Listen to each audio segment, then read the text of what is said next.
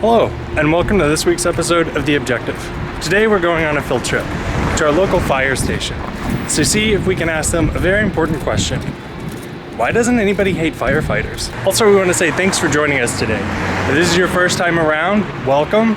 If you want to stay up to date, we produce new videos every week. If you want to stay up to date, click the subscribe button right here somewhere. You'll see it. And that way you know you can keep up to date with our content that we produce every week. All right, let's get to this fire station. We're outside of our local fire department today because we thought they might have something very interesting to tell us about thought, logic, and the objective truth. And I know that seems like a stretch, and that's okay. Hold with us for 90 seconds and hopefully we'll convince you. Okay, I had to put my glasses on. That sun is killer. So you may have heard of institutions before, but have you ever actually thought about what it means? And that's why we're here at the fire department, to think about that. What it means is that if you go to a fire department, no matter where, a small town in New Hampshire, Dallas, Texas, downtown Dallas, Texas, or even a rural county in Nevada, no matter where you go, if you go to a fire department, you can expect the same things. You can expect that if you hear a siren, it means pull over to the right, not to the left. It means if they're there, they would have smoke detectors for you. It means they probably know stop, drop, and roll, right? And that's what we mean by an institution, is that you have the same expectations, the same ethics, the same training, the same standards across the world, or at least across the United States. And I tend to use the analogy, and it's a really bad analogy, and I'm open to other analogies if you have them. I tend to use the analogy that it's like a franchise that you would see in a hotel or a restaurant. Right? If you walk into a McDonald's or Howard Johnson's anywhere, you have a standard expectations of the type of services that's going to be offered. Moreover, you have the safety that if it doesn't go right, there's a reporting chain, a reporting structure that you can go to. There's safety there. And that's how an institution is. No matter if it's a banking institution, fire department, newspapers, what have you. All right? Let's keep walking down the street and see what else we can find. One of the nice things about being in a downtown area is that there's lots of institutions that we can talk about, like the fire department back there, the bank right there. One of the bad things is it's really hard to walk and record at the same time. So we're gonna go into this park. So here in the US, we have over a dozen institutions that touch every main part of your waking life. We have private institutions like banks, small businesses. Those are institutions here in the US. We have public institutions like courts, police, fire departments, federal government, the judiciary, Supreme Court, Congress, presidency, right? These are all institutions. Those are the public ones. We have religious ones, like the church is an institution here in the US. We have public service institutions, like newspapers or medical, the medical system, right? We have over these dozen different institutions here in the US that help play a critical role in our lives. They give us trust over these different components. And to be sure, these institutions and the trust we give them have varied greatly over the years. For example, in the 30s, right after or during the Great Depression, people's trust in the banking institution was quite low, right? They didn't have much trust in it. It wasn't protected by many regulations, so people didn't really believe in it. The same thing happened in the 50s and 60s. People believed greatly in labor unions. They're an institution. But then in the 70s and 80s, when it started coming out how crooked some of them were, people trusted them less. And nowadays, they have about a 35% approval rating. Let's try that again. And nowadays, they have about a 35% approval rating. Since 1973, the Gallup organization has tracked people's trust in institutions. And we'll actually provide a link to the show notes here with, they've got one single page with all the data since 1973 for all the major institutions. And it's kind of cool to look at. But when you look at these, when you look at the numbers, and we hope that you do, you'll see something very interesting. There has been a precipitous drop in our trust of institutions over the past 50 years. And this is where I have to get my phone out to actually look at the numbers because I can't remember all of them. But for example, in 2019, half as many people trust religion as they did in 1973.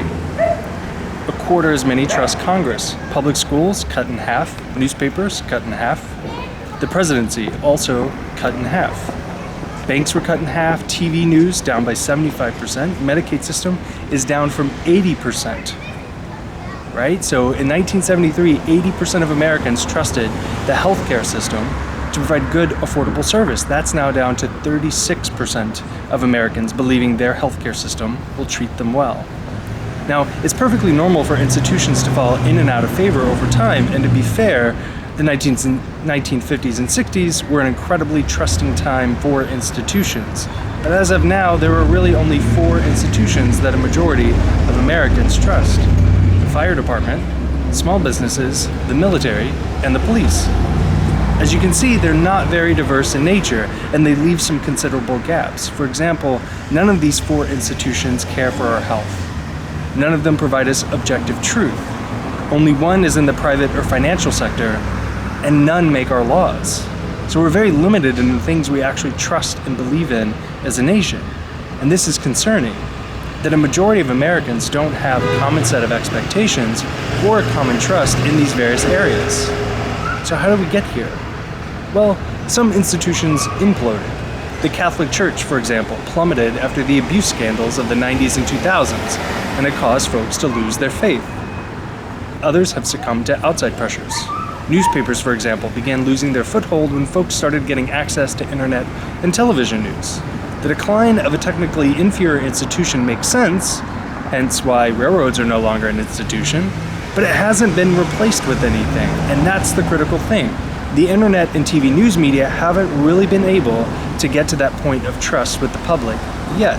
Maybe over time they will, and newspapers will fall as an institution, and perhaps Facebook or Reddit will grow as an institution, but right now they're not there yet. But then there's the role that we play into all of this, and we do play a role, a critical role. You see, institutions are very fragile. If they lose trust, if the people don't feel safe, if the people don't use them anymore, the institution dies. And once they're gone, they're very difficult to revive. That means every single time you label a news source fake news, you chip away at that institution. Every time you call a judge corrupt or a labor union mobbed up, the institution takes another chip. And to be clear, the truly corrupt institutions must be reformed or removed, for sure. They must be made to where we can trust again. But what we see all too often are these constant little jabs that people take for short-term gains, right? So if we don't like a story in a newspaper, we label it fake news. That's a jab, right? It might not actually be fake news, but it serves our short-term purpose. We're not realizing, not thinking what the long-term implications of that are for the institutions that really serve us.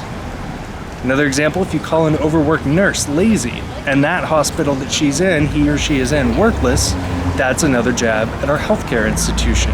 And while we may win a Facebook fight or make ourselves feel better about being mad at someone, when we do that, we're actually hurting ourselves.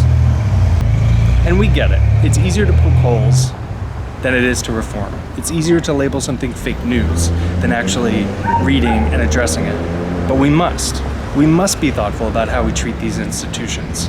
If they're outdated or useless, or truly too corrupt to reform, then they deserve to be destroyed, without a doubt.